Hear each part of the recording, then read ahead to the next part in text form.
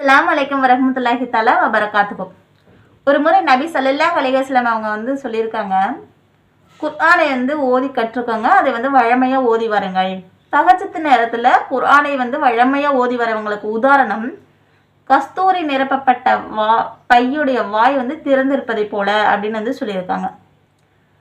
இன்னும் குர்ஆனை மனனம் செய்து அதை ஓதாமல் தஹஜ்ஜுத் நேரத்தில் ஓதாமல் தூங்கக்கூடியவரின் நிலைமை கஸ்தூரி நிரப்பப்பட்ட பையுடைய வாய் மூடப்பட்ட நிலைமை அப்படின்னு சொல்லியிருக்காங்க.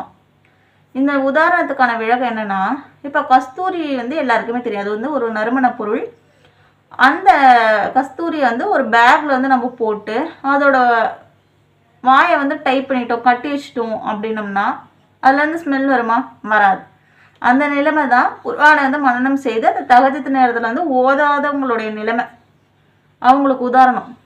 இன்னும் வழமையாக தஹஜ்ஜுத் நேரத்தில் குர்ஆன் ஓதக்கூடியவங்களுடைய உதாரணம் என்னென்னா, அதே கஸ்தூரி நிரப்பப்பட்ட பையை நம்ம ஓப்பன் பண்ணால் எப்படி இருக்கும், அதோட நறுமணம் அந்த இடம் எல்லாமே எல்லா இடங்கள்லையுமே கமழும் இல்லையா, அந்த மாதிரி இருக்குமா. நம்ம ரமலானை அடைஞ்சிட்டோம். இந்த நிலையில் இந்த ரமலானில் நம்ம தஹஜ்ஜுத் நேரத்தில் அதிகமாக குர்ஆன் ஓதி அதிகமான அமல் பெறக்கூடிய பாக்கியத்தை செய்யக்கூடிய பாக்கியத்தையும் அதன் மூலியமாக நன்மைகளை பெறக்கூடிய பாக்கியத்தை அல்லாஹ் தஆலா உங்களுக்கும் எனக்கும் தந்தருள்வானாக. அஸ்ஸலாமு அலைக்கும் வரஹ்மத்துல்லாஹி தஆலா வபரகாத்துஹு.